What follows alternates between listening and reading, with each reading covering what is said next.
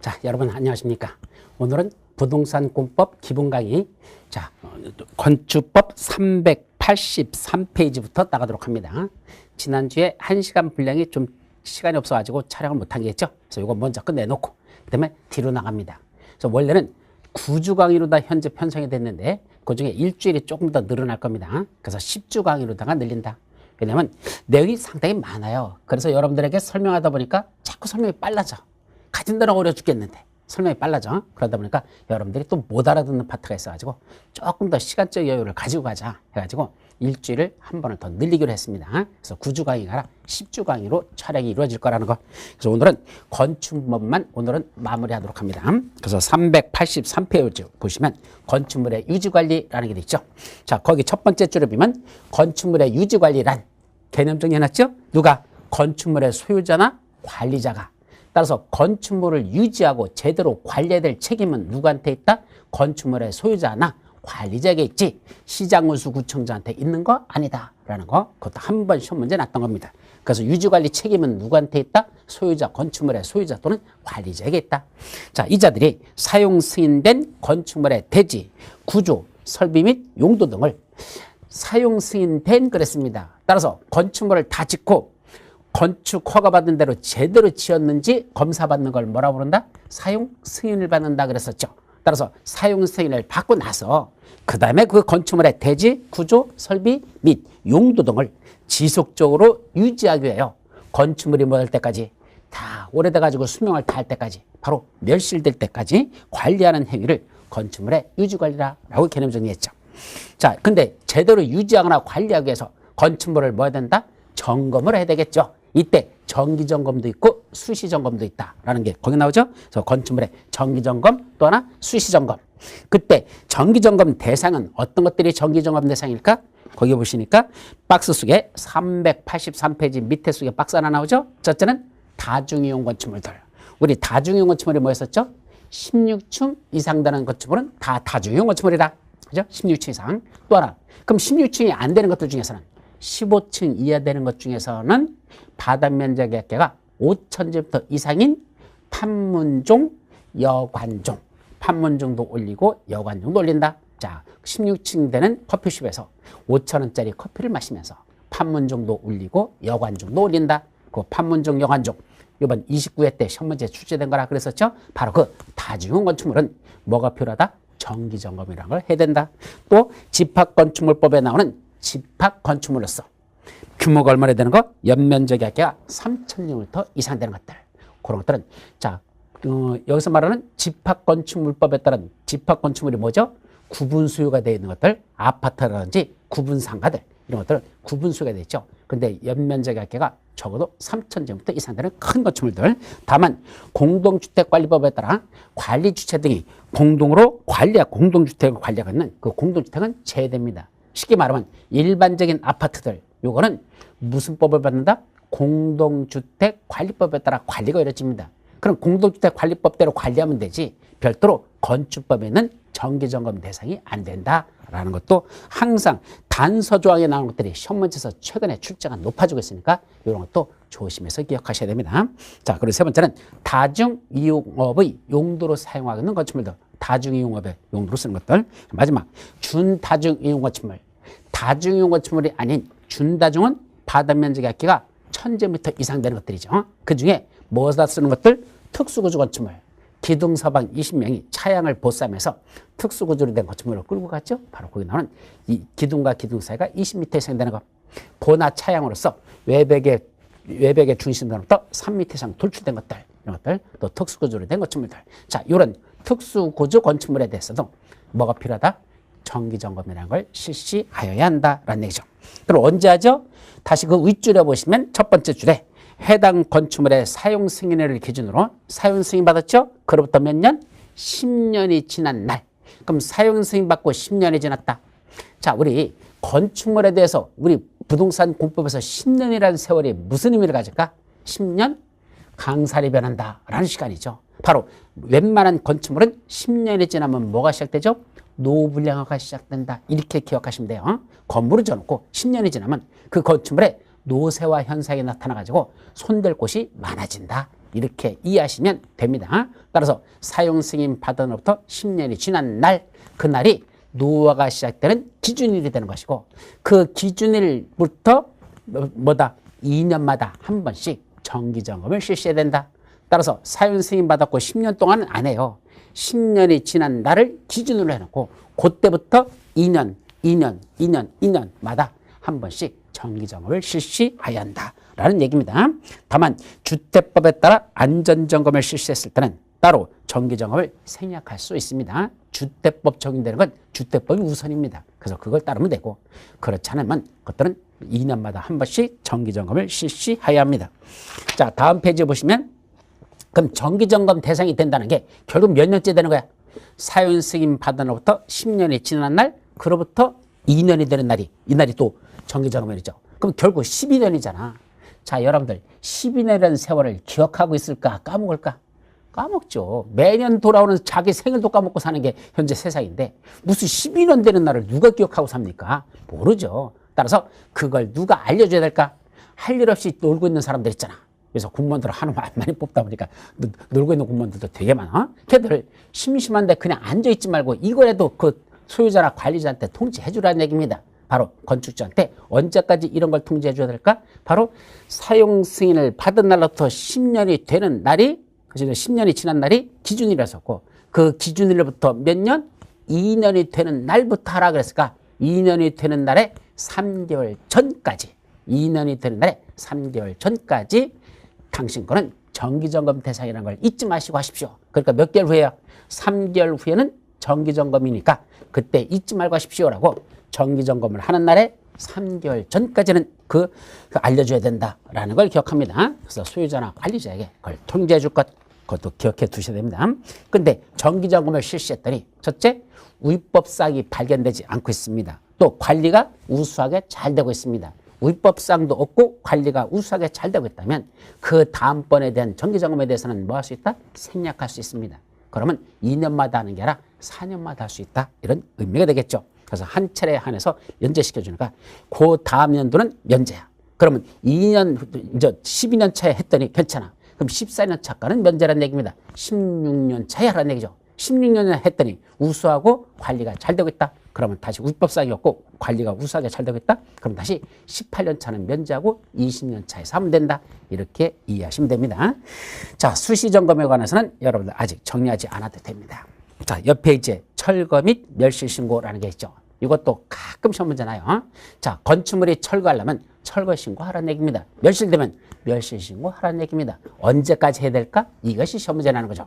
자, 철거는 내가 뜯어내는 거잖아. 따라서 미리 예측할 수 있기 때문에 철거하기 전 며칠 전까지만 적어도 철거하기 3일 전, 철거 예정일 3일 전까지 철거 또는 멸실 신고서를 제출해야 됩니다. 철거 신고서를 제출하는 얘기죠. 철거 예정일 3일 전까지 특시, 특도, 시장수, 구청장에게 그걸 신고해야 된다는 거 그렇게 기억합니다. 반면에 멸실 신고는 언제까지 할까? 멸실은 천지지변동으로 발생하는 거니까 사전에 예측할 수 없습니다. 따라서 멸실이 되고 나서 멸시로 30일 이내에 다시 신고해야 된다. 특시, 특도, 시장수, 구청장한테 신고하면 됩니다. 자, 건축물 대장이라는 게 건축물의 호적이라는 의미입니다. 따라서 건축물과 관련된 내용들은 전부 다 어디다 기재한다? 건축물 대장에 기재해야 됩니다. 따라서 그 건축물의 소유자가 자기 건축물 대장에다가 변경사항은 항상 특시, 특도, 시장수, 구청장한테 얘기해가지고 변경을 해야 된다는 것 그렇게만 여러분들이 기억하면 되겠죠. 자, 다음 페이지 보시면 등기 촉탁이라는 게 있습니다. 자, 등기를 신청하는 게 있고 등기를 촉탁하는 게 있죠. 자, 이거는 우리 지적법에서 배우실 겁니다. 등기 촉탁이라는 게 뭐죠?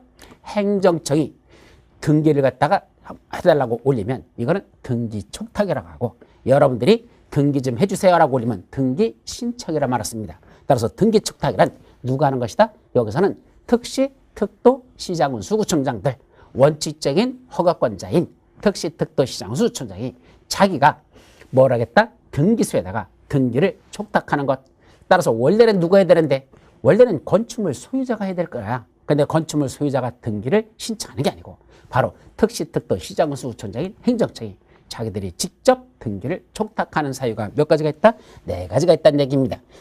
다음 같은 경우에는 등기를 촉탁할 수 있다면 틀려요. 등기 촉탁을 하여야 한다. 옛날에는 할 수 있다고 했었는데 4가지 사유가 있으면 반드시 등기를 촉탁해야 된다라는 걸 기억합니다. 첫째는 지번이나 행정구역의 명칭에 변경이 왔습니다. 그럼 지번이 바뀌었다, 행정구역의 명칭에 이름에 변경이 왔습니다. 그러면 여러분들이 개별적으로 다 각각 등기를 신청할 필요가 없습니다. 여러분들은 가만히 계셔도 특시특도시장수 수청장이 등기소에다가 이 사람의 지번이 이렇게 변경됐습니다. 여기 행정구역의 명칭이 이번에 가로명으로 다 바뀌면서 이렇게 바뀌었습니다. 라는 걸 그거를 직접 특시특도시장수청이 등기를 촉탁한다 이 말이죠.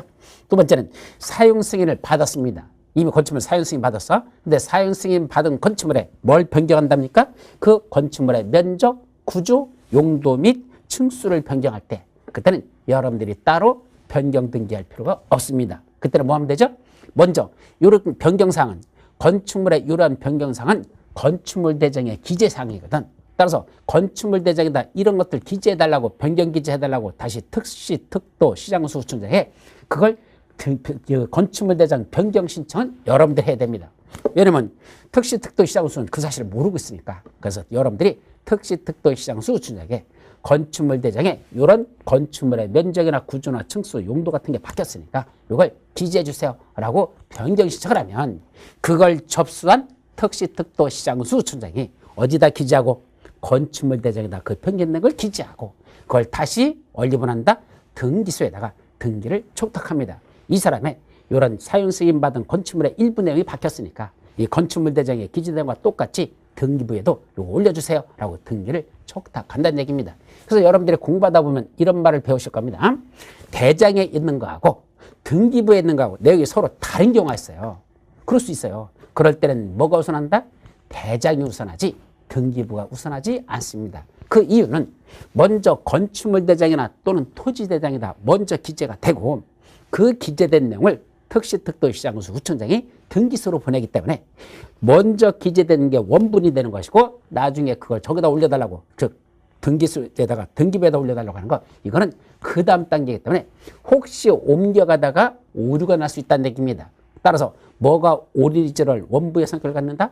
토지 대장이나 건축물 대장이 오리지널 원부의 성격을 갖는 것이고 원래 장부고 거기서 옮겨서 등기소로 넘어가는 등기부에는 그게 올라가기 때문에 그때 건축물 대장이나 토지 대장에 있는 내용하고 등기부에 있는 내용하고 서로 다르면 그때는 뭐가 우선한다? 그때는 원부, 즉 건축물 대장 또는 토지 대장이 우선한다는 것 그렇게 기억하시면 되는 겁니다. 연결되어 있다는 걸 기억하시죠.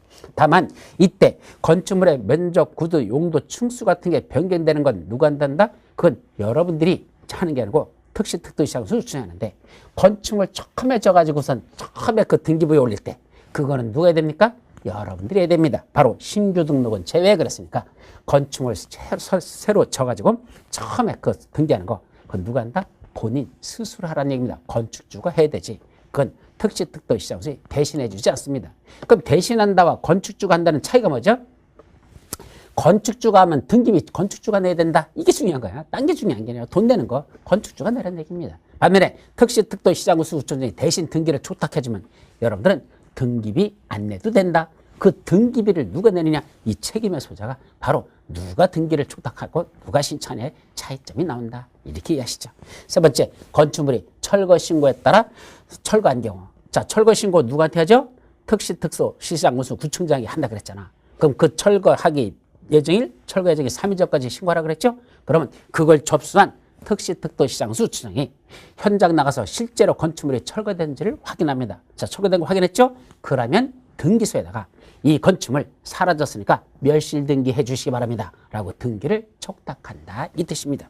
또 건축물의 멸실 후 멸실 신고할 때도 그때도 멸실되면 30일 내에 멸실 신고를 누구한테 해야 됩니까? 특시특도시장수 구청장한테 하잖아. 그러면 그걸 접수한 특시특도시장수 구청장이 먼저 건축물 대장에다 그 내용을 기재하고 그다음에 등기소에다 등기를 촉탁한다. 누가 한다? 특시특도시장수청이 등기소에 요거 홍수가 나가지고 요번 지진이 나서 붕괴돼서 없어졌으니까 그것 좀 등기부에 올려주십시오 라고 등기를 촉탁한다. 아셨죠? 이렇게 기억하죠.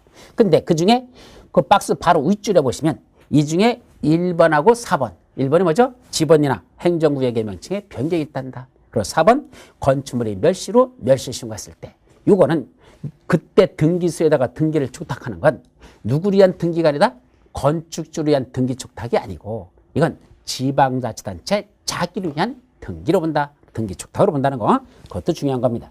따라서 1과 4의 등기 촉탁했으니까 그 두 가지는 건축주를 위한 등기 촉탁이 아니고 이거는 지방자치단체 자기를 위한 등기 촉탁으로 이해하시면 됩니다. 자, 여기까지가 이제 건축물의 유지와 관리하는 게 다 끝났죠. 자, 387페이지 이제 제4장 건축물의 대지와 도로라는 게 나옵니다. 자, 여기 그림으로 볼까요? 건축물의 대지와 도로 무슨 말이죠? 이게 뭡니까? 도로죠. 그 다음에 이거랑 접하고 뭐가 있죠? 여기 대지가 있습니다. 예? 그럼 이 대지와 도로는 어떤 관계가 있느냐? 이걸 살펴보는 내용이 되겠습니다. 첫 번째, 대지는 뭐 해야 되죠? 첫 번째, 대지는 안전해야 된다. 예, 대지는 안전해야 된다. 이게 중요한 거죠. 왜? 건축물 지으려고 하는 땅이 아닙니까? 우리 건축법에서 이 대지 개념은요, 그냥 원래 지적법에 정부법에 나오는 모양하는 게 아니고 각 필지로 나눈 토지라고 했지만 사실은 도로랑 접하지 아니한 땅은 맹지로서 별 쓸모 없는 땅이 됩니다. 따라서 건축법에서 중요한 대지 개념은 건축물을 지을 수 있는 땅이라는 게 중요한 거죠. 그럼 건축물을 지으려면 땅이 뭐야 되죠? 안전해야 되죠. 안전하지 못한 땅에다 건축물을 지으면 그걸 한자 수고로 뭐라고 한다? 네 글자로 사상누각, 모래 위에 지은 집이 돼버리죠. 붕괴되겠죠. 따라서 먼저 뭐부터 해야 된다? 대지는 안전해야 된다라는 게 첫 번째 내용입니다. 두 번째, 그 대지에다가 건축물을 지으려면 사람들이 왔을 때 눈에 파란 것들이 좀 보이도록 거기다 뭘 설치하라?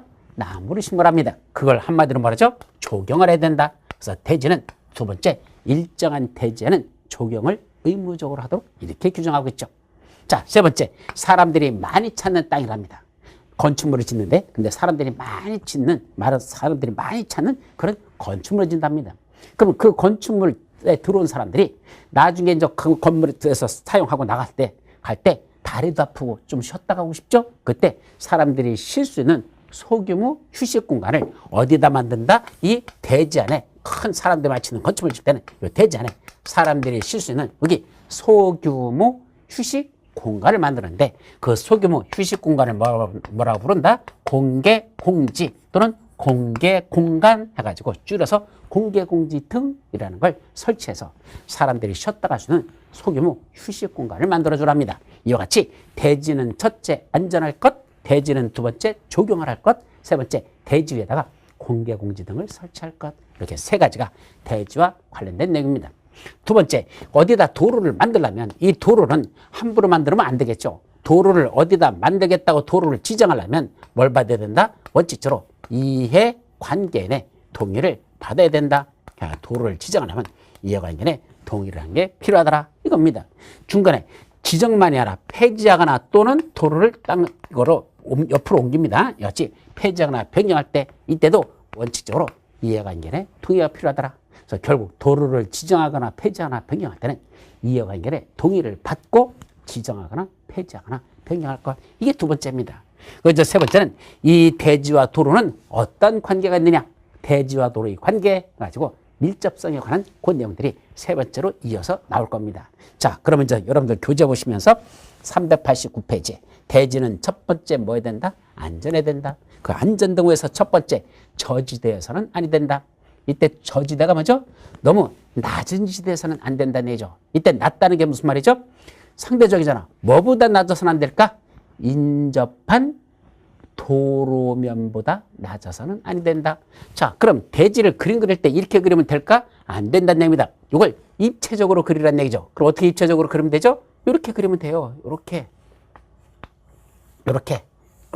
그리고 이렇게 해버리면 어떤 의미를 갖습니까? 이게 도로잖아. 자, 이 건축물의 대지는 그냥 대지가 아니야. 건축물의 대지였으니까 건축물을 짓고자 하는 땅에 그 대지는 건축물을 안 지면 관계없어. 건축물을 짓고자 하는 땅은 뭐보다도 인접한 도로면, 이게 도로면이잖아. 인접한 도로보다 낮아서는 아니 된다. 낮아서는 아니 된다. 말 꼭 그렇게 써야 되지. 바꿨으면 높아야 한다 이 말이잖아. 따라서 건축물의 대지는 인접한 도로면보다 더 높아야 된다. 낮아서는 아니 된다. 이것이 첫 번째 내용이죠. 다만 대지에 뭐가 필요하다? 배수에 지장이 없다. 배수에 지장이 없다는 게 무슨 말이죠? 물이 잘 빠진다. 예, 이 대지는 물이 잘 빠진대. 또 하나는 원래 물에 잠겨도 괜찮아. 방습할 필요가 없다. 물에 잠겨도 된다. 이 뜻이야. 방습할 필요가 없으면 그때는 인접한 도루면보다 이 대지는 낮아도 괜찮다. 그때는 낮아도 괜찮죠. 그럼 왜 이 인접한 도루면보다 낮아서는 안 되죠? 침수 피해를 방지하려고 만들어 놓은 거죠. 만약에 인접한 도로보다도 대지가 낮으면 이 빗물이 전부 다 얼리 들어가 대지 안으로 들어가니까 물에 잠겨버릴 수 있다는 얘기입니다. 그래서 침수 피해를 방지하기 위해서 원칙적으로는 인접한 도로면보다 낮아서는 아니 되는데 배수가 잘 되거나 방습할 필요가 없다면 인접한 도로면보다 낮아도 이 대지는 괜찮다라는 걸 기억하셔야 됩니다. 두 번째, 성토 등의 피해를 조치. 무슨 말이죠? 성토란 습한 토지 또는 물이 나올 우려가 있는 토지 또는 쓰레기대 같은 걸 매립한 토지. 자, 쓰레기를 매립하면 거기서 침출수라는 그 아주 시커멓게 썩은 오염물질이 나오게 있습니다. 이런 것들 사람 몸에 해롭습니까? 건강합니까? 당연히 해롭죠. 따라서 그 해로운 것들이 배어나지 않도록 거기다 흙을 쌓아 올리랍니다. 그러면 그렇게 축축해서 젖어 있거나 쓰레기 등이 매립됐으면 위에 흙을 쌓아 올립니다. 쌓아 올리고 그 위에다가 건축물을 지라 이거죠. 그게 흙을 쌓아 올리는 걸 뭐란다? 성토, 쌀 성자야. 흙을 쌓아 올린다? 성토 하거나 젖은 흙을 걷어내고 마른 흙으로 다시 채워넣는 거 집안의 개량이라는 거 성토나 또는 집안의 개량에 필요한 조치를 하여야 합니다. 자, 세 번째, 배수시설 설치합니다. 빗물이나 또는 오수, 빗물이 빠져나가도록 또는 우리 생활 쓰레기물 설거지 같은 거 뭐 버리잖아. 그죠? 화장실에 물 나가잖아. 이것들 오수 이런 것들이 빠져나갈 수 있도록 뭘 설치합니까? 하수관, 하수구, 저수탱크 그 밖에 유사시설을 설치해야 한다. 다 대지를 안전하게 사는 겁니다. 그리고 마지막으로 옹벽 등을 설치한답니다. 이때 안전 위해서 그 네 가지가 나오는데 그중에 옹벽이라는 게 뭐죠? 이런 것들. 자, 이렇게 경사가 가파른데 여기다 건물을 이렇게 져버리면 어떻게 되죠? 당연히 여기가 붕괴되는 순간 이 건물도 당연히 붕괴되겠죠. 따라서 이렇게 경사도가 가파른 데는 여기다 뭐 한단다? 옹벽이라는 걸 설치해야 된다. 바로 이게 옹벽이 되는 거죠. 그럼 이 옹벽을 설치하기 위한 기준은 무엇일까? 첫 번째 박스 속에 들어있어요. 옹벽이란 성토 또는 절토하는 부분의 경사도가 1대 1.5 이상으로서 높이가 1m 이상인 경우. 자, 거기 옹벽의 경사도가 1대 1.5라는 게 무슨 말일까? 보세요. 이게 여기가 1입니다. 여기가 1.5입니다.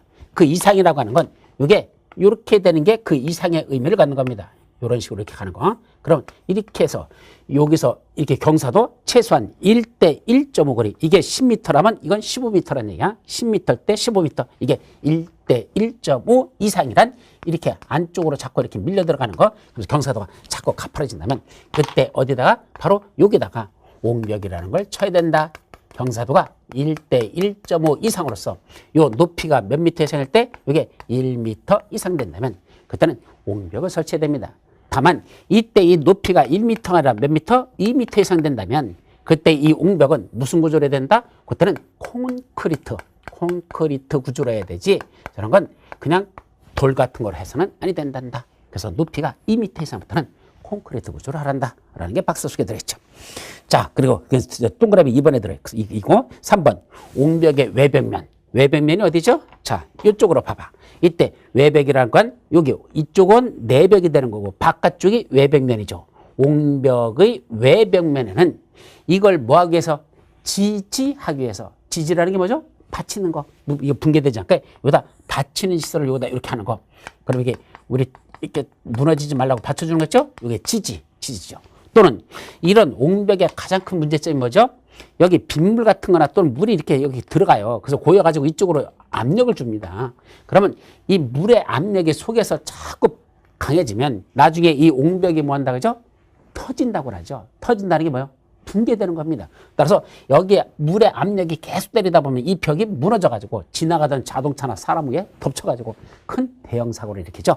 따라서 물이 압력이 이렇게 받는 그 물들이 다시 옹벽 밖으로 빠져나가게끔 여기다 뭘 만든다? 그 구멍을 뚫어놨죠. 그걸 뭐죠?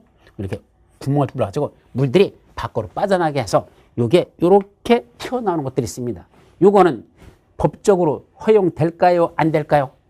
옹벽이 무너지지 않게 지지하거나 또는 배수를 위해서 이렇게 뚫어서 밖으로 이렇게 튀어나오는 것들 이런 건 허용해야 될까요? 말해야 될까요? 당연히 허용해야 되죠. 무너지지 말라고 지지하는 것 수압을 견디도록 물이 빠져나갈 수 있는 그런 배수를 만들어 놓은 거. 이거는 설치해도 괜찮고 이거 외에는 튀어나오는 구조로 하여서는 아니 된다. 시험 문제 2번 정도 났었습니다. 근데 조심할 건 옹벽의 외벽면에는 아무것도 설치해서는 아니 된다. 튀어나오는 구조가 있으면 안 된다. 하면 틀려버립니다. 뭐는 튀어나도 괜찮다. 지지하거나 배수를 위한 건 튀어나도 괜찮고 그거 외에는 튀어나오는 구조로 해서는 아니 된다라는 말기. 이거는 허용된다는 걸 조심하시고 이거 이외에는 튀어나오는 거 구조로 해서는 아니 된다. 아셨죠? 그렇게 꼭 기억해 두도록 합니다. 이건 깊이 있는 시험 문제로 출제됐던 내용입니다. 자, 두 번째, 대지에는 뭐죠? 조경이라는 걸 하자. 예, 두 번째는 조경입니다. 그때 면적이 얼마 이상 되는 거? 첫 번째 줄 면적이 200제곱미터 이상 되는 대지에 건축을 하는 건축주는 했으니까 뭐 할 때만 이때는 조경한다? 건축할 때만 조경이 필요한 거지. 그 나무 심는데 건물도 안 지면서 나무 심을 필요 있어? 아니야. 그냥 내버려둬도 돼. 따라서 건축물을 건축할 때만 200제곱미터 이상 되는 대지에다가는 원칙적으로 조경을 하여야 한다. 얼마큼 할지는 조례 등으로 정해요. 그래서 각각 지방자치단체 조례를 보면 그 면적에 따라서 어떤 건축물 짓느냐에 따라서 조경하는 게 달라집니다. 자, 근데 중요한 건 2번. 조경 등의 조치를 하지 아니할 수 있다. 이게 중요한 겁니다. 조경 안 해도 된대요. 어떨 때는 안 해도 되죠? 1, 2, 3, 4, 5, 6, 7, 8, 9 하고 9가지가 나옵니다. 그중에 첫 번째는 무슨 지역? 녹지지역이랍니다. 가만히 있어봐. 왜 녹지지역 안에다가 건축물을 건축할 때는 원칙적으로 그 대지에도 조경 안 해도 될까? 자, 녹지지역이 도시지역 중에서 뭐 하는 지역이죠? 보전하는 지역이죠. 다시 말하면 도시지역 안에 이미 나무들이 우거져 있는 지역. 이게 무슨 지역이다? 녹지지역입니다. 그럼 그런 나무들이 이미 1000만 그루가 자라고 있는데 그 안에 일부 대지에다가 건축물을 졌답니다. 그 건축물 있는 땅에다 200제곱미터 이상 되는 대지를 했을 때 거기다 조경해야 될까요? 안 해도 될까요? 거기는 안 해도 된다 얘기입니다. 왜 안 하려고 하죠? 이미 주변에 1000만 그루 나무가 자라고 있는데 그 대지 조경하라고 100그루 나무 심어봤자 1000만 그루 자라고 있는 땅에다가 100그루 나무 심어봤자 그걸 뭐라 부른다? 조족지혈. 세발의 피란 얘기입니다. 눈에 보이지도 않는다는 얘기입니다. 조경해도 그만, 안 해도 그만, 포도 안 는다는 얘기입니다. 그럴 때는 조경할까 안 할까? 괜히 수고스럽게 헛고생하지 말고 그럴 때는 조경 안 해도 된다. 바로 무슨 지역? 녹지지역은 이미 나무들이 우거져 있으니까 그 대지 안에 설령 100그루 정도 나무 심는 건 그건 조경 안 해도 된다. 이게 첫 번째입니다. 자, 두 번째는 관농자지역. 근데 자농관이라고 또 거꾸로 써놨어. 아마 우리 공법 전체에서 도관농자 순서 중에서 도시지역 빼고 관리지역, 농림지역, 자연환경보전지역, 관농자 이걸 거꾸로 자농관이라고 쓴 건 여기 한 군데밖에 없어요. 어? 이거 만들면서 누가 무식하게 거꾸로 써버렸어. 하여튼 무슨 지역? 관리지역, 농림지역, 자연환경보전지역 인 한마디로 무슨 지역? 시골지역. 여기도 나무가 1000만 그루가 자라. 여기는 2000만 그루가 자라고 있습니다. 녹지지역보다도 더 많아요. 2000만 그루가 자라고 있습니다. 그때도 조경, 건축물 건축할 때 200제곱미터 이상 되는 대지라고 해서 그다 조경해야 될까 안 해도 될까? 이미 주변에 나무가 우거져 있으니까 여기도 조경 안 해도 된다. 근데 괄호 속에 조심할 게 있죠. 지구단위 계획구역으로 지정된 지역은 제외 그러겠죠. 따라서 용도지역은 무슨 지역인데? 관농자 지역인데 그 안에 지구단위 계획구역이 지정됐다면 지구단위 계획구역은 주로 뭐 하는 지역이라고 그랬죠? 개발되는 지역이라고 그랬잖아. 그건 나무가 뽑고 건축물들이 많이 들어찹니다. 따라서 최소한의 나무는 심어야 되겠다. 지구단위 계획구역 안에서 조경을 하여야 한다라는 걸 기억합니다. 자, 세 번째, 네 번째, 다섯 번째도 최근에 시험 문제 났었어요. 공장인데 아무 공장이 아니라 일정한 3가지 공장 안에서는 조경 안 해도 된다. 이렇게 기억하세요. 3가지 공장은 조경 안 해도 된다. 첫째는 그 공장의 대지 면적이 얼마나 되죠? 5000제곱미터. 면적 5000제곱미터 미만인 대지에다가 건축하는 공장은 그 작은 공장은 조경 안 해도 된다. 두 번째는 이제 대지 면적이 아니라 건축물의 연면적의 합계가 1500제곱미터 미만의 공장. 자, 대지로 따지면 5000제곱미터 미만. 건축물로 따지면 연면적의가 1500제곱미터 미만. 자, 그런 작은 공장들은 조경 안 해도 된다. 이렇게 이해하면 됩니다. 또 있습니다. 바로 무슨 지역? 산업집적 활성화 및 공장 설립에 관한 법률에 따른 산업단지 안에 있는 공장. 예, 산업단지 안에 있는 공장에서는 조경한다 안 한다? 거기는 조경 안 해도 된다. 이렇게 3가지 공장은 조경 안 해요 라는 게 최근에 그 공장에 관련돼서만 시험 문제 출제됐었죠. 그 다음에 6번째, 연면적이 아까 1500제곱미터 미만인 물류시설. 물류시설, 우리 배달 같은 거, 물건 같은 거 전국적으로 모여가지고 그거 다시 그 집화장에서 모여가지고 다시 분류해가지고 다시 보내잖아. 바로 그 물류시설. 규모가 얼마 된다? 연면적이 아까 1500제곱미터 미만인 물류시설. 적용합니까? 안 해도 됩니까? 예, 그런 물류시설에는 적용 안 해도 된대. 다만 괄호 속에 있는 게 또 시험 문제나. 어느 지역? 주거지역하고 상업지역에다가 건축할 때는 그 물류시설은 비록 규모가 연면적이 아까 1500제곱미터 미만이라 하더라도 주거지역, 상업지역에서는 적용하여야 하는 물류시설이다. 예, 물류시설이 원래는 연면적이 아까 1500제곱미터 미만이면 적용 안 해도 되는데 무슨 지역에서는 해야 된다? 주거지역하고 상업지역 안에서는 1500제곱미터 미만이라 하더라도 적용하여야 한다. 이런 뜻이죠. 자, 그 다음에 대지에 염분이 함유되어 있는 경우 그때는 적용한다? 안 해도 됩니다. 그럼 대지에 염분이 함유되어 있다는 게 무슨 말이죠? 바다를 메꿔가지고 육지를 만들었습니다. 그러다 보니까 그 바닷물이 들어치했던 곳에 날씨가 이제 거의 증발되면서 결국 소금기가 버석버석할 만큼 이렇게 차 있는데 나무 심으면 어떻게 되죠? 웬만한 나무는 다 뒤져버립니다. 그럼 소금기가 있는데도 살아있는 나무들이 있더라고. 무슨 나무죠? 맹글로브라는가 있습니다. 맹글로브. 우리 아열대 지역에서 자란 것들이죠. 그게 우리나라에서도 이제 언젠가는 자랄지 모르지만 아직은 우리나라는 아열대 지역으로 가고 있지 아열대 지역은 아니야. 그렇기 때문에 맹글로브 나무가 아직은 자랄는지는 아직은 모르겠어. 안 자랄 것 같아. 근데 나중에 어느 정도 되면 해안 침식을 방지하거나 또는 저기 해일 같은 거 밀려오는 거 그거를 어느 정도 맹글로브 나무를 심어보면 그 소음기 있는 거기다 뿌리를 내리고 이 나무들이 자라면서요. 그러면서 그게 실질적으로 그런 방비 역할 같은 걸 참 많이 한답니다. 어쨌든 그런 맹글로브 나무 같은 것이 아닌 한 대지에 염분이 함유됐을 때는 나무 심어봤자 다 말라 비틀어 죽어버리니까 그런 데는 적용할 필요가 없다. 그 말이고 축사. 어떻게 생각하면 되죠? 돼지 새끼가 나무 구경할 일 있냐? 이렇게 보시면 돼. 돼지 새끼가 나무 구경할 일 있냐? 돼지가 나무 구경할 일 있습니까? 필요 없습니다. 축사에는 적용하지 않는다. 이렇게 이해하시면 되죠. 마지막 도시군 계획 시설로서 뭐 하는 거? 도시군 계획시설 예정지에다가 거기다가 허가받고 가설건축물 같은 걸 지어놨습니다. 그러면 3년이 지나가지고 도로 만들게 되면 그 가설건축물 다 뜯어낼 거잖아. 임시로 설치한 가설건축물에 대해서는 허가받고 설치했다 하더라도 그건 나중에 도로 만들게 되면 그때는 철거해야 되니까 그런 철거할 땅에는 애초부터 처음부터 적용한다 한다? 안 합니다. 그래서 가설건축물 허가받고 설치했을 때 그 철거 대상이죠. 나중에 철거할 때는 어차피 이래저래 뜯어낼 거라면 그때는 처음부터 적용할 필요가 없다. 이런 것들은 적용 대상이 안 된다는 거 일단 그렇게만 기억합니다. 자, 옥상 적용도 있죠. 이게 시험 문제가 아직 한 번도 안 나. 참 신기해. 날 것 같은데 안 나요. 아직. 자, 옥상 적용이 뭐죠? 일정한 대지 안에 건축물을 짓게 되면 그 건축물 위에도 옥상 바닥이 좀 넓으면 그때는 의무적으로 적용을 하도록 되어 있습니다. 그럼 어떤 혜택을 줄까? 그걸 외우라는 얘기입니다.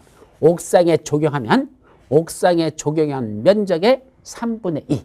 옥상 적용 면적의 3분의 2는 어디에 적용된 것으로 본다? 대지에 적용된 것으로 본다. 그래서 옥상에 적용하는데 면적이 150제곱미터를 옥상에 적용했다고 가정해봐. 그럼 그 중에 3분의 2 하면 150제곱미터의 3분의 2니까 100제곱미터가 되죠. 그 100제곱미터는 대지에 적용된 거로 본다. 따라서 대지에 의무적으로 해야 되는 면적에서 100은 빼고 나머지만 적용하면 된다. 이런 뜻입니다. 옥상 적용 면적의 3분의 2에 해당하는 면적은 대지에 적용되고 본다. 다만 대지 적용은 그렇게 해서 옥상을 많이 했다 하더라도 그 3분의 1을 다 인정 안 해주는 경우가 있죠. 최대 얼마까지만 인정해 준다? 대지 적용 면적의 100분의 50을 초과할 수 없습니다. 따라서 아무리 옥상에 적용을 많이 했어도 대지 면적을 인정 안 받는 건 대지 전체 적용할 면적이 예를 들면 150제곱미터만 적용하게 돼 있어. 의무 면적이. 그러면 실제로 인정해 주는 건 그 반인 75제곱미터까지만 인정해 주지 더 이상은 인정해 주지 않는다라고 이해하시면 됩니다. 그건 391페이지 맨 위에 박스 속에 그 설명이 나와 있으니까 그걸 참고해서 읽어보도록 합니다. 자, 세 번째는 이제 뭐 하자? 공개공지 등을 설치하자. 자, 아까 공개공지가 뭐라 그랬죠? 사람들이 많이 찾는 큰 건축물에는 그 사람들이 와서 쉴 수 있는 소규모 휴식 공간을 만들어주자입니다. 그 휴식 공간은 여기 한번 사진 한번 볼까요? 보시면 바로 이런 것들입니다. 여기 건축물을 이쪽에다 줬어요. 건축물인데 그 대지 앞쪽에다가 이렇게 사람들이 뭐 조형물도 설치해 놓고 쉴 수 있는 공간을 만들어 놨습니다. 공개공지. 또 여기도 이 대지가 여기까지가 이렇게 해서 이게 이 건축물을 짓는 이 대지인데 그 안에 여기 뭐 만들었죠? 여기 이게 뭐예요? 바로 분수대 같은 거. 분수대 만들어 놓고 여기 사람들이 지금 앉아서 쉬고 있죠? 자, 이렇게 쉴 수 있는 공간을 만들어 주는 거. 이런 걸 뭐라 부른다? 이걸 공개공지라. 사람들이 많이 찾는 큰 건축물을 질 때는 그 대지에 사람들이 쉴 수 있는 소규모 휴식 공간을 만들어더라. 그 소규모 휴식 공간을 뭐라 부른다? 공개공지 또는 공개공간이라고 부르고 합쳐서 공개공지 등이란 말을 씁니다. 자, 이때 공개공지 등은 어느 지역에서만 설치할까? 좀 전에 제가 뭐라 했죠? 사람들이 많이 찾는 큰 건축물이라 그랬습니다. 그럼 첫째, 사람이 많이 찾는 지역이 어디냐? 이거부터 정리해야 됩니다. 사람이 많이 찾는 지역, 첫 번째 일반 주거지역, 두 번째 준주거지역. 그 박스 속에 있는 거. 이때 일반 주거지역하고 준주거지역은 들어가는데 괄호 속에 전용 주거지역은 들어가지 않습니다. 전용 주거지역에는 사람들이 많이 찾는 큰 건축물을 거의 짓지 않습니다. 따라서 전용 주거지역을 뺀 일반 주거지역과 준주거지역. 두 번째는 상업지역. 사람들이 많이 찾는 게 대부분 상업지역이니까 당연히 상업지역은 다 들어간다. 중심 상업지역, 일반 상업지역, 유통 상업지역, 근린 상업지역, 중밀유근 다 들어간다. 세 번째는 준공업지역. 거기 준공업지역은 들어가는데 뭐는 빠지죠? 전용공업지역하고 일반 공업지역에는 공개공지를 설치하지 않는다. 그것도 꼭 기억해야 돼요. 그럼 마지막은 특시, 특도, 시장운수, 구청장이 도시화의 가능성이 크거나 노산업단지의 정비가 필요하다고 인정하여 지정 공고하는 지역들, 한마디로 도시화의 가능성이 크다고 인정하는 지역, 이렇게 해오죠. 그래서 애우는 방법, 준상위가 일주일 만에 도시를 만들었다. 우리 애우는 방법, 준상위가 일주일 만에 도시를 만들었다. 여기 보세요. 준상위 일주일 도시. 그래서 준상위 뭐죠? 준주거지역과 준자 들어가는 거. 바로 준주거지역과 준공업지역. 이게 준이에요. 준주, 준공업. 준주거지역, 준공업지역. 이걸 상은 상업지역. 그래서 준상, 준이자가 두 개 들어가고 준주거지역, 준공업지역. 상업지역, 준상위가 어디서 일주일 만에 바로 일반 주거지역. 이거야. 일주일. 그러니까 일주일 만에 일반 주거지역에서 어떻다? 도시화의 가능성이 크다고 인정한다. 도시를 만들었다. 그래서 준상위가 준상 일주 도시. 준상 일주 도시. 이게 바로 공개공지 등을 설치해야 되는 대상 지역이 된다. 그 지역이 되는 것이고 그 안에서 어떠한 건축물에만 공개공지를 설치할까? 다시 말하면 준상 일주 도시화 가능성이 크다고 인정되는 그 지역에 있는 모든 건축물들이 다 거기다 공개공지를 설치하는 건 아닙니다. 그럼 그 중에 어떤 것만? 사람들이 많이 찾는 큰 건축물이라고 그랬잖아. 바로 사람들이 많이 찾는 큰 건축물이 뭐죠? 여기 순서 바꿔서 운수시설, 숙박시설, 업무시설, 그 다음에 판매시설, 문화 및 집회시설, 종교시설로서 규모가 바다 면적이 5,000제곱미터 이상 되는 것들. 이것들이 전부 다 사람들이 많이 찾는 큰 건축물입니다. 따라서 운수, 숙박, 업. 그래서 운수시설, 숙박시설, 업무시설, 운수, 숙박에 종사하는 버스기사가 뭐를 판매시설, 문화시설, 종교시설, 판문종 여러 번 나왔었죠? 그 판문종을 얼마나 올린다? 바다 면적의 합계가 5,000제곱미터 이상 5,000번 올린다. 그래서 운수, 숙박에 종사하는 버스기사가 자, 운수, 숙박에 종사하는 버스기사는 버스 끌고 다니다 보면 참 앞에서 걸기작거리는 거 참 많죠. 그때부터 뭐죠? 빵빵 크락션 울리잖아. 몇 번이나 울릴까? 판문종인 그 종을 5,000번이나 울린답니다.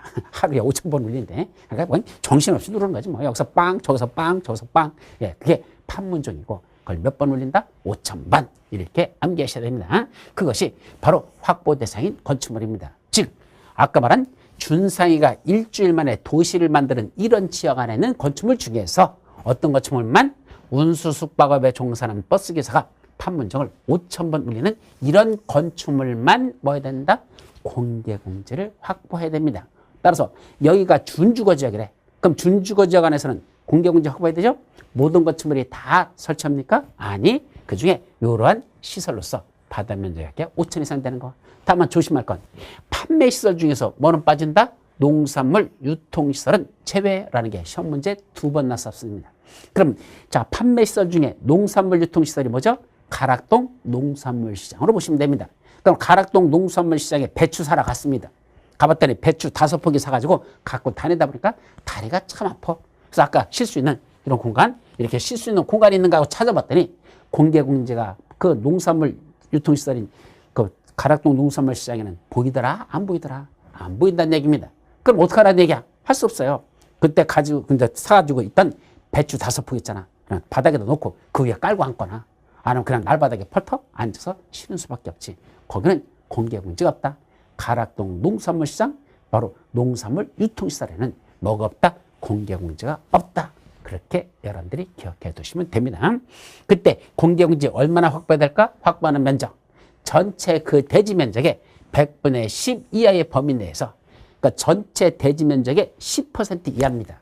그때 10%랄지 8%랄지 5%랄지 3%랄지는 뭐로 정한다? 건축 조례에서 구체적인 건 조례로 정하면 된다. 건축 조례로 정하게 됐습니다. 이때도 조심할 건 대지 면적의 10% 이하입니다. 대지 면적의 전체 대지 면적의 100분의 10 이하에서 얼마를 넣는지는 구체적인 건 건축 조례로 정하면 되겠죠. 자, 그러면 이런 공개공제를 설치한다는 건 이쁜 짓을 하는 거잖아. 사람들이 오셔서 우리 건축물에 오셔서 나중에 갈 때 잠시 쉬었다 가라는 휴식 공간을 만들어 놓은 거니까 이런 공개공제를 설치했다는 건 이쁜 짓을 한 거야 하는 거야? 했잖아. 따라서 그때 건축물 짓는 거 일부를 완화시켜 줍니다. 뭐뭐 완화시켜 주죠? 건폐율, 용적률, 높이 제한 등을 완화할 수 있다. 건폐율도 완화해서 더 넓게 지을 수 있고 용적률도 완화해서 더 빵빵하게 더 크게 지을 수 있게 해주고 아니면 높이를 몇 미터까지 더 높여라 라고 완화시켜 줄 수 있죠. 근데 구체적으로는 대통령령으로 정하게 되어 있습니다. 그래서 대통령령 시행령을 찾아볼까? 그 중에는 구체적으로는 용적률하고 높이 제한만 뭐는 들어가잖아. 건폐율은 구체적으로 얼마나 완화하는지는 법에 들어있지 않고 용적률하고 높이 제한만 얼마까지?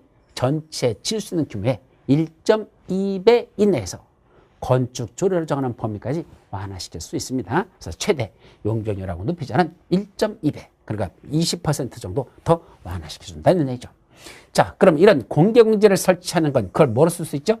연간 60일 이내의 기간 동안은 거기다 문화행사를 열거나 판촉활동을 할 수 있다. 다만 울타리 설치 등 공중의 이용에 지장이 되는 행위는 하여서는 아니 됩니다. 그래서 1년 동안에 60일이니까 거의 2달이네.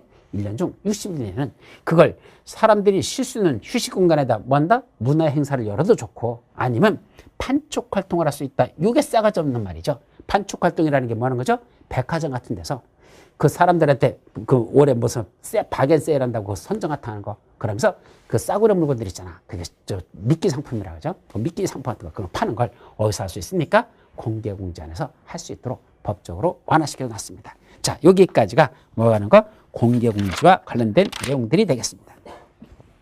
자, 그 다음에는 옆 페이지 393페이지 보면 도로에 지정하고 나잖아. 그럼 첫 번째 줄에 보면 도로를 지정하거나 하려면 도로에 대한 이해관계의 동의를 받아야 된다. 예, 도로를 지정하거나 폐지하거나 변경하려면 이해관계가 되는데 지정하려면 이해관계의 동의를 받으랍니다. 다만 맨 밑에 이해관계의 동의를 안 받아도 되는 게 거의 2가지가 나와요. 그것도 가끔 시험 문제잖아요. 어떤 때는 도로를 지정할 때 이해관계인 동의 안 받고도 그냥 지정해도 될까? 첫째는 허가권자가 이해관계인이 어디에 살아요? 해외에 거주하는 등 이해관계인의 동의를 받기가 어렵다고 인정할 때 예, 저기 아르헨티나에 살고 있는 이해관계인한테 가가지고 야 여기다 니들 땅 옆에다가 도로 만들려고 하는데 너 동의서 좀 찍어주라 라고 거기서 아르헨티나까지 쫓아가지고 동의서 받아옵니까? 너무 멀지요. 그런 건 그는 동의받지 않아도 된다. 또 두 번째, 주민이 오랫동안 사실상의 통행료로 사용하고 있는 그런 통로랍니다. 자, 주민이 오랫동안 통행료로 사용하고 있었다. 옛날부터 도로를 쓰고 있었다는 얘기입니다. 그래서 이번에 진짜 정식으로 도로 지정하려고 주변의 사람들한테 그 동의 받으러 갔습니다. 주변 사람들이 다 뭐라 갈까요? 아니, 그 도로 아니었나요? 저 이전까지 도로인 줄 알았는데요? 이런 사람들한테는 도로를 지정하기 위해서 동의서 받을 필요 있다 없다? 없다. 그렇게 이해하시면 됩니다. 자, 다음 페이지. 그럼 도로가 지정된 걸 중간에 폐지하거나 변경하려면 그때도 뭐한다? 이해관계의 동의를 받아야 됩니다. 지정보다도 더 까다로운 게 뭐죠? 변경 폐지예요. 왜냐면 도로가 일단 만들어지면 사람들은 그 도로를 중심으로 해서 건축물을 짓거든요. 근데 사람들이 그 도로 따라서 건축물을 쳤는데 도로가 없어지면 타고 다니던 자동차 다 팔고 다 헬리콥터로 사야 되겠네. 도로 사라졌으니까 심각해지잖아. 따라서 지정할 때는 원칙적으로 동의받고 예외적으로 2가지 사유에 있으면 동의 안 받는 것도 있지만 변경하거나 폐지할 때는 예외적으로 이해관계의 동의 안 받는다는 말이 없습니다. 항상 이해관계의 동의를 받아야 된다라고만 돼 있다. 그게 변경과 폐지라는 거. 그렇게만 이해하시면 되죠. 자, 394페이지에 대지와 도로의 관계라는 게 나옵니다. 자, 대지와 도로의 관계는 한마디로 말하면 무슨 관계다? 당연히 밀접한 관계가 있다. 그 중에 첫 번째, 건축물의 대지는 도로에 몇 미터 이상 접해야 된다? 2미터 이상 접해야 된다. 무슨 말이죠? 건축물의 대지는, 건축물은 땅이죠? 이거는, 이게 도로죠? 도로에 요거 접하는 이 부분이 최소한 몇 미터 이상 된다? 이게 원칙적으로 2미터 이상은 되도록 접하여야 한다. 왜 2미터라는 개념을 만들어 놨죠? 대지 안으로 일반적인 승용차가 들어갈 수 있는 최소한의 너비가 바로 2미터이기 때문에 그 대지하고 도로하고는 2미터는 접해야 차량이 대지 안으로 들어갈 수 있다. 이런 얘기야. 어차피 건축물이 있으면 차가 대지 안으로 들어가야 될 거 아니야. 그때 너비가 얼마나 돼야 된다? 2미터 이상은 돼야 된다. 이게 대원칙이라는 얘기죠. 다만 뭐랑 접해 있죠? 이게 자동차 통행 전용으로 쓰일 때, 다시 말하면 고속도로 같은 거래. 그때는 굳이 대지하고 고속도로하고 2미터 이상 접할 필요 있습니까? 없습니다. 왜 그러죠? 고속도로 같은 자동차 전용도로는요, 설령 바로 옆에 대지가 붙어 있다 하더라도 그쪽으로 직접 들어갈 수 있는 방법은 없습니다. 주로 어디 빠져나가죠? 저쪽으로 해서 톨게이트를 지나가지고 빠져나와서 요금 내고 빠져나와서 다시 내 땅으로 가야 되지. 고속도로 달리다 말고 옆이가 우리 집이라고 쑥 들어가 버리면 나중에 고속도로에서 또 우리 집 고속도로 타려고 쑥 나와도 되네.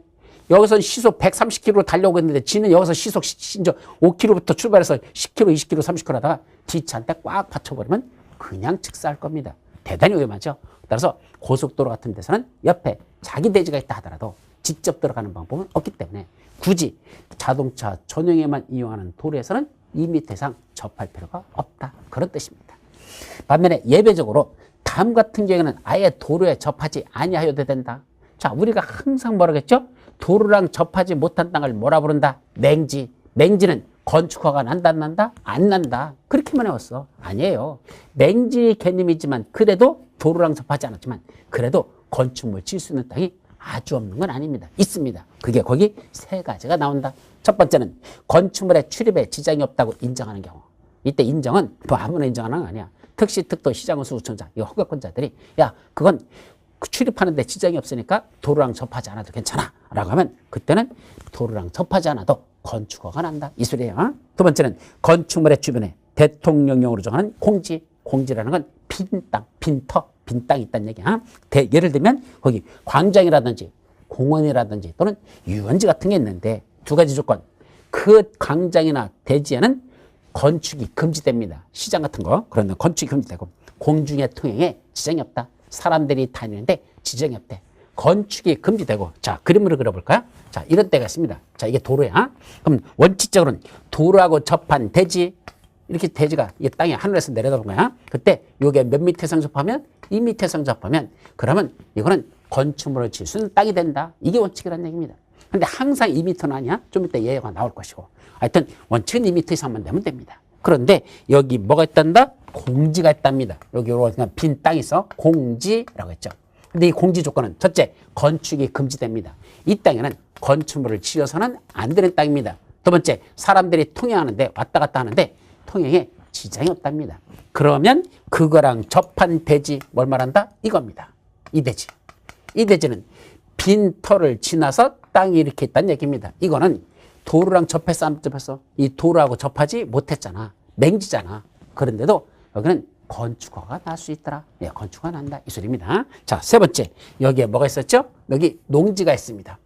여긴 자, 여기도 이것도 농지고 옆에 있는 것도 농지입니다.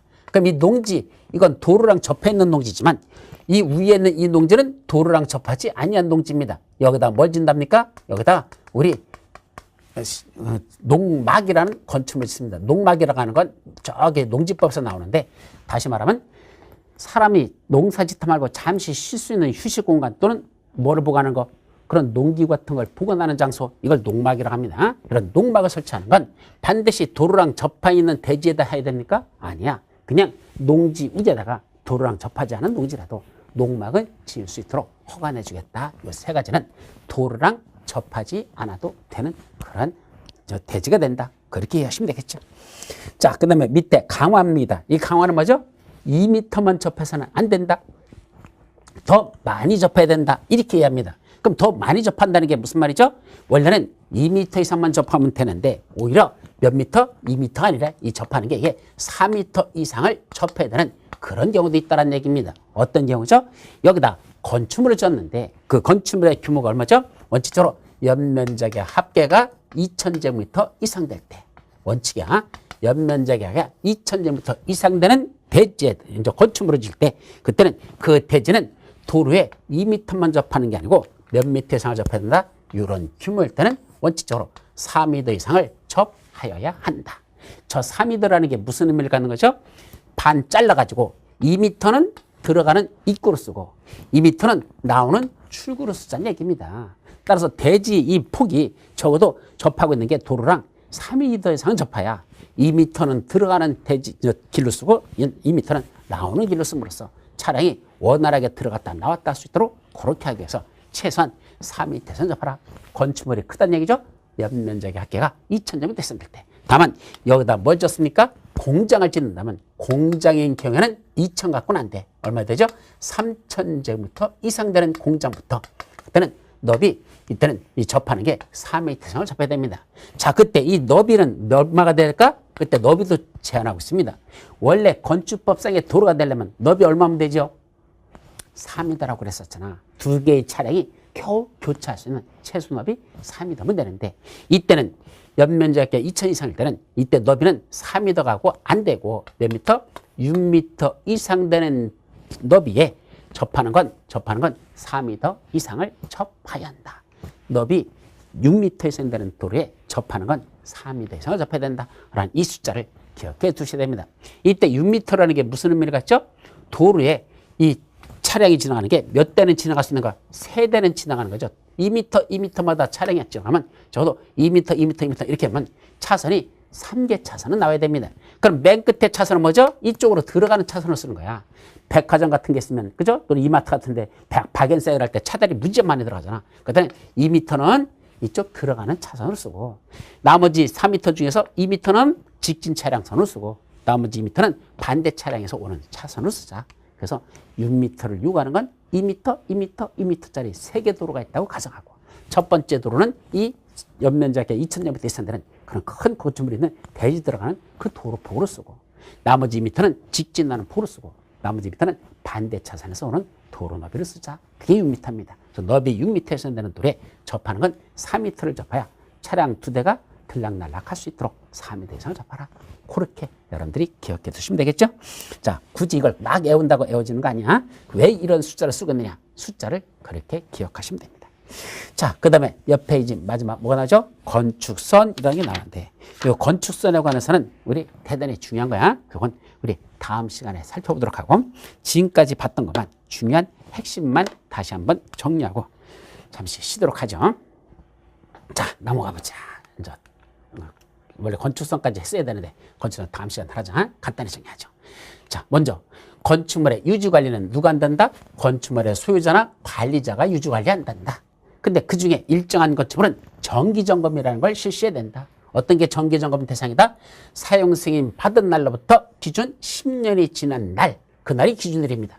사용 승인을 받은 날부터 10년이 지난 날을 기준으로 하고 그로부터 2년마다 한 번 정기점검을 실시해야 되는 건축물들 첫 번째, 다중이용 건축물들 두 번째, 집합 건축물로서 연면적이 3000제곱미터 이상인 건축물 그때 관리주체 등이 관리하는 공동주택은 제외하고 공동주택관리법에 따라 관리주체들이 관리하는 건 공동주택관리법대로 하라는 얘기입니다. 여기서는 그건 터치하지 않는다. 또 다중이용업의 용도로 쓰는 건축물로서 건축조례가 정한 것들 준다중이용 건축물 중에서 특히 특수구조 건축물 이런 것들은 정기점검이 필요합니다. 언제까지 하죠? 그 실시한다는 걸 사람들이 잊고 있으니까 특시특도 시장수청이 알려주랍니다. 언제까지? 그 10년이 지난 날이 기준일이니까 그 기준일로부터 2년이 되는 날 그날이 정기점검을 실시하는 날이고 그날에 3개월 전까지 미리 통지해야 됩니다. 자, 등기 촉탁이라는 거죠. 아까 철거신고 멸실신고 하라 그랬죠? 철거신고는 언제까지 한단다? 철거 예정일 3일 전까지 신고해야 되고 멸실되면 멸실 후 30일 이내에 신고해야 된다. 그거는 기억해 둬야 됩니다. 자, 등기 촉탁이란 여러분들이 등기를 신청하는 게 아니고 특시 특도 시장수 구청장이 대신 등기를 해주는 걸 등기 촉탁이라 한다. 첫째는 지번이나 행정구역의 명칭에 변경이 있을 때. 두 번째는 사용 승인받은 내용 중에서 면적, 구조, 용도, 층수 등이 변경됐을 때. 다만 처음에 건축물 완공되고 나서 등기하는 신규 등록은 누가 해야 된다? 건축주 자기가 직접 등기되지. 그건 특시 특도 시장수 구청장이 대신 등기 촉탁해주지 않습니다. 신규 등록은 건축주가 직접 한다. 그 다음에 철거 신고에 따라 철거한 경우, 또 멸실 신고한 경우, 이런 것들은 전부 다 철거 신고, 멸실 신고를 접수한 특시 특도 시장수 구청장이 그걸 건축물 대장에다 기재해 놓고 그 다음에 등기소에다가 그 내용을 등기를 촉탁한다 라고 했었어요. 자, 그래서 이렇게 기억해 두시면 됩니다. 자, 이제 넘어가서 공개공지 등에 관한 거. 이때 공개공지 등이란 사람들이 쉴 수 있는 소규모 휴식 공간을 일정한 지역 안에 있는 건축물에는 그런 공개공지를 확보합니다. 첫째는 무슨 지역에서만 확보하죠? 준상위가 일주일 만에 도시를 만든 지역, 즉 준주거지역, 준공업지역, 그 다음에 상업지역, 준상위, 일반 주거지역, 그리고 도시화의 가능성이 크다고 인정하는 이런 지역은 공개공지를 확보해야 되는데, 그러한 지역 안에는 건축물 중에서 규모가 큰, 사람들이 많이 찾는 건축물, 이때 규모가 크다는 건 바닥 면적이 5,000제곱미터 이상 된다. 사람들이 많이 찾는다. 운수시설, 숙박시설, 업무시설, 또 판매시설, 판매시설, 그다음 문화 및 집회시설, 그다음에 종교시설, 판문종. 다만 판매시설 중에서 가락동 농산물 시장 가봐라. 공개공지 있다 없다? 없다. 배추 5포기 들고 다니다가 다리가 아프면 어떡하는 수밖에 없다? 그냥 놓고 깔고 앉아라. 그것밖에 안 된다. 그래서 가락동 농산물 시장인 농산물 유통시설에는 공개공지가 있다 없다? 없다. 설치하지 않아도 된다 라는 걸 꼭 기억해 두도록 합니다. 자, 그 다음에 확보하는 면적은 전체 대지 면적의 10% 이하의 범위 내에서 구체적으로 얼마일지는 건축 조례로 정하면 됩니다. 자, 공개공지를 설치했다는 건 사람들이 쉴 수 있는 공간을 만들어준 거니까 그 건축물 짓는 건축주에게 일부 건축법의 규정을 완화시켜 줍니다. 뭐뭐를 완화할까? 원래는 건폐율이나 용적률이나 높이 제한, 이 세 가지를 완화시킬 수 있는데 구체적으로는 대통령령으로 정하라고 되어 있습니다. 그래서 대통령령이 시행령 찾아봤더니 용적률하고 높이 제한만, 건폐율은 아직 완화시키잖아. 용적률하고 높이 제한만 얼마까지? 1.2배까지 완화할 수 있습니다. 그런 공개공지를 확보하면 어떻게 해주겠다? 연간 60일 이내의 기간 내에서는 그 공개공지를 뭐로 써도 좋다? 문화행사를 열거나 판촉활동을 하는 거로 사용할 수는 있습니다. 다만 울타리 같은 걸 설치해서 출입을 금지시키는 건 된다 안 된다? 안 된다 라는 거 그렇게만 기억하면 되겠습니다. 자, 건축선이 무엇일까? 그거는 다음 시간에 살펴본다 그랬습니다. 잠시 쉬었다 들어가시죠.